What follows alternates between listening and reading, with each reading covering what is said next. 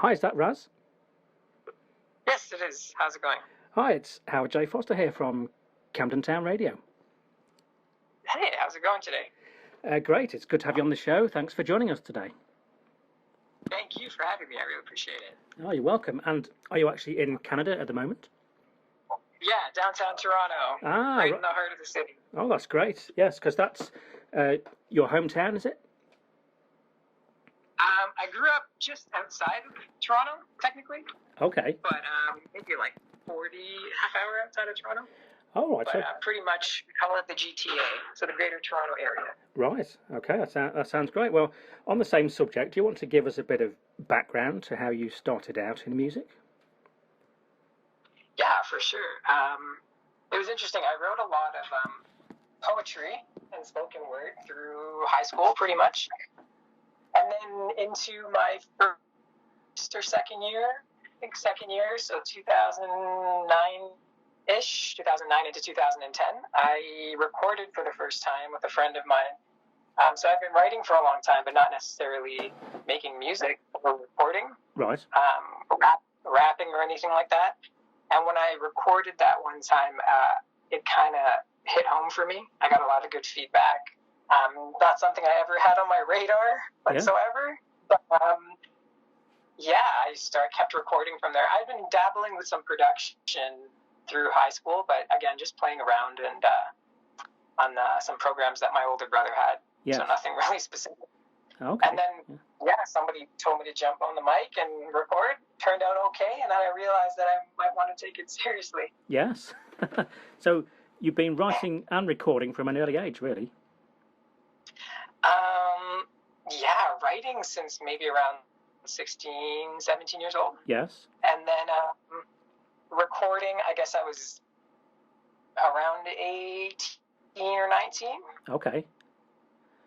Great. And so what sort of artists were you listening to growing up that were influencing you at the time?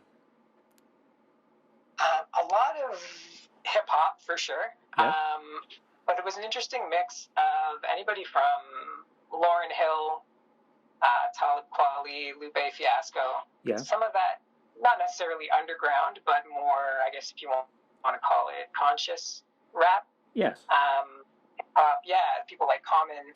And it was really what they were saying in the songs that I wasn't necessarily, when I was listening to them early on, I wasn't necessarily enthralled with the fact that they could rap or that they were making great music, because I wasn't necessarily rapping at that time. Yes. But I was really taken by how what they were saying really formed my perspectives in my teen years. Yes. Really made me think about the world or analyze society or myself in certain ways. So I'd always been attached to that type of music. And then naturally, when I started writing, I wanted to say things in my music the way that these artists were saying it. And so they naturally became a big influence. Yes. And in your younger years, were you going to see a lot of shows in the Toronto area? I wasn't, actually. Okay. No. As much as being near the core of the downtown of Toronto, we have everybody comes through and plays here. But yes. As much as I listened to a lot of music, I wasn't really going out to see shows per se. I feel like a lot of it came from, even one of my biggest influences being Bob Marley, just from my dad's vinyl record collection. Okay, yes.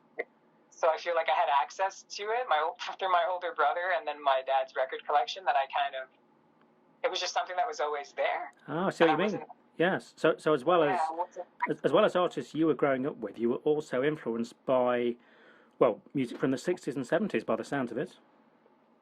Yeah, what's interesting is my sound right now definitely has a big rock or stadium rock influence. Yeah. And a lot of that comes from the early, even as early as the 50s, the music that I heard from my parents and my dad specifically. Okay, yeah. And that's where that folk rock kind of world comes into play on top of the hip-hop. Yeah. But yeah, a lot of Dylan, Joni Mitchell, obviously the Beatles, Bob Marley. Yes. So he definitely, as much as it was, 90s And my contemporary artists, it was also very much, there's a big part of my influence that comes from the 60s, 70s, yeah. Yes, oh, that's great. So quite a few different influences there, yes. Now, what sort of took you on the road to producing? Right now, I don't produce as much. Okay. Barely any. When I started off, through the end of high school, I was writing poetry on its own, and I was probably dabbling with like freestyling and ciphers with my friends and such. Okay, yes. I spent a lot of my time musically working in just working in random free programs I could get my hands on to produce. And then as I realized that I did my first recording and such, that was 2010-ish, I kind of moved away from production. Okay. And now I'm almost completely focused on the writing and the vocal performance. Now, I feel like, and this might resonate with a lot of young artists, as of 2019, it's very easy to get your hands on software and start recording your own stuff. So I think to some extent I was, I definitely early on was producing my own music just because I had the ability to, and it was a means for me to then rap and write to it. But as things picked up, I definitely now go to different producers and work with producers in the studio. All right. Well, that's really interesting, actually, because often we feature artists on the show who've done it the opposite way around. So they've started out as an artist, and then maybe they found their feet in production and gone on to do more production than actually focusing on themselves as an artist. So that's interesting. It sounds like you've almost done the opposite. Started off doing quite a bit of production, but are focusing now on yourself as an artist, which is great. Yeah, for sure. I feel like the production side of things, in my experience, you can, I guess, if you're trying to take it seriously or be professional with it and make it full time to any extent, the production has more avenues, I think, to do work. So you can produce for somebody else, you can produce for yourself, you can learn the engineering side and go into mixing and mastering. So I can definitely see, that's why I'm fascinated by it too. So that makes sense to me. I can see why people would go from being an artist more so into production. I think there's more avenues for success, maybe. Yes, but than just trying to be the lead vocalist or something. Yeah, but no, it's great that you've sort of found yourself as an artist. And do you want to tell us, I mean, have you been working on, with your solo stuff, have you been working on singles or albums, or what's the roadmap really for your solo material? So last year, I was, for a while, for the last 4-ish years, I was working with like solely with a group. Yeah. And then as of January last year, so what was that, 2018, I went completely solo. Okay. And from January to May, I finished my first EP. All right, great. And so since last January, I've just been specifically working on my solo career. I finished that EP. The song with Isam B that you mentioned will just released a couple weeks ago, which was the first single off the EP. What was the single again? It's called My World. Oh yes, featuring the vocalist Isam B. Exactly. Yeah. Exactly. All right, that's great. So, and what's the name of the EP as a whole? One Time for Your Mind. Okay, great. That sounds well. Yes, tell us a bit more. Yes, that sounds very interesting. Yeah, it's we went. So we released that My World song about 2 weeks ago. Yes. The video and the song came out at the end of May. Okay. And then in a couple weeks, I'm releasing the second single off the One Time for Your Mind EP, and then the video for that hopefully in August. And the EP is set to come out sometime in September. Yeah, so all right, that's great. Well, yes, we had a listen to the track before you came on the show today. It sounds really great. And what's the situation on the EP in terms of vocals? I mean, have you got, is it a case of yourself and other artists on the EP? Yeah, that's actually an interesting topic for me specifically. Yeah, because I wasn't sure on the single itself, are your vocals on there? Or Yeah, for sure. So at the very least, all the rapping vocals are me. Yes. My world song, the chorus is Isam B. Okay, right, yes. So he's actually from a group that was pretty well known in at least Europe, if not, definitely they're from Copenhagen, called Outlandish. Yes. So they had a big song back in the day called Aisha.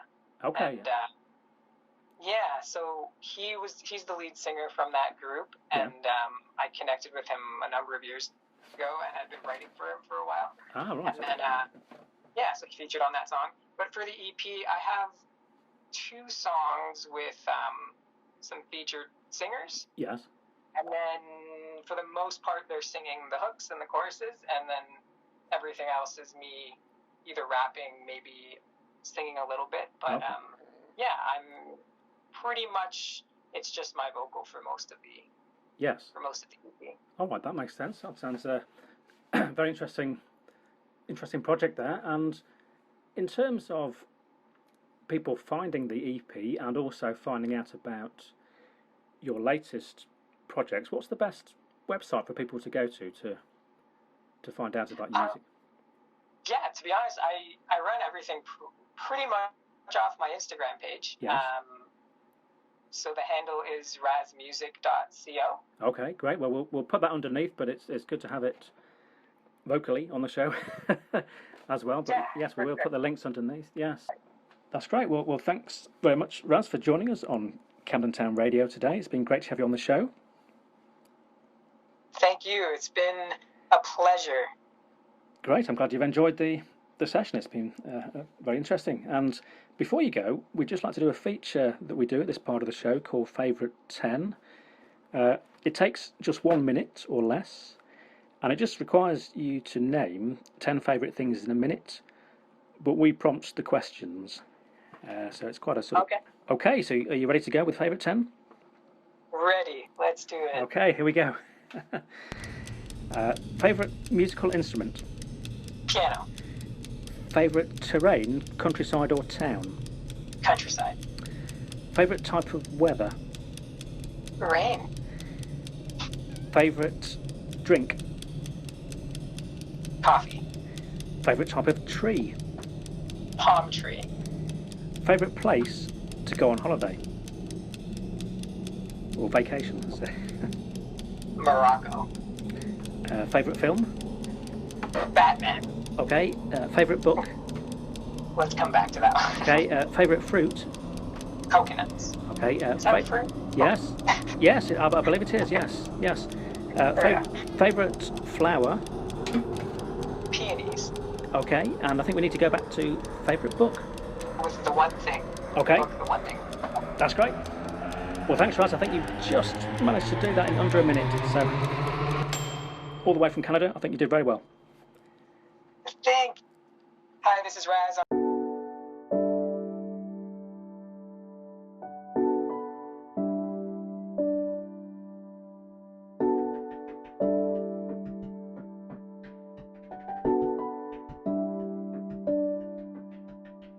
And there's not enough stars in the skies to wish all these wrongs into rights.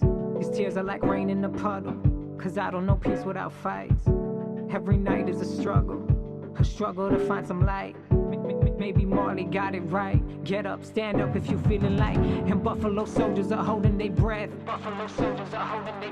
Hoping this faith will turn into some strength. Tipping the scales when they fell off the edge. And Buffalo soldiers are holding their breath. Hoping this faith will turn into some strength. A little love will balance the death. Put the world in my palm. So wrong for so long. All this rain, let it fall. My world, my world, my world.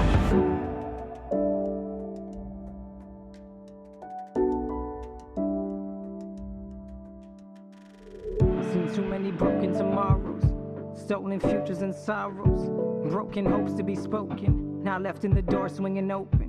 Intruders invading with Rugers, no news but they leaving us choking. It's times like this I remember The devil don't need provoking.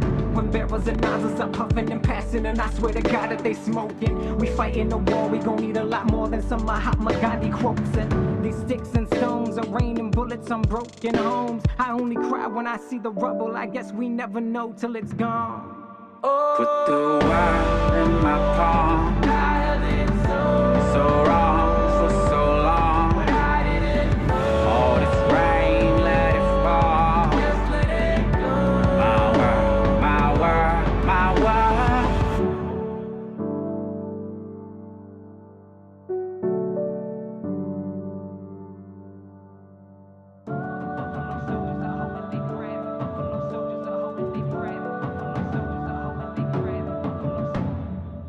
Put the world in my palm.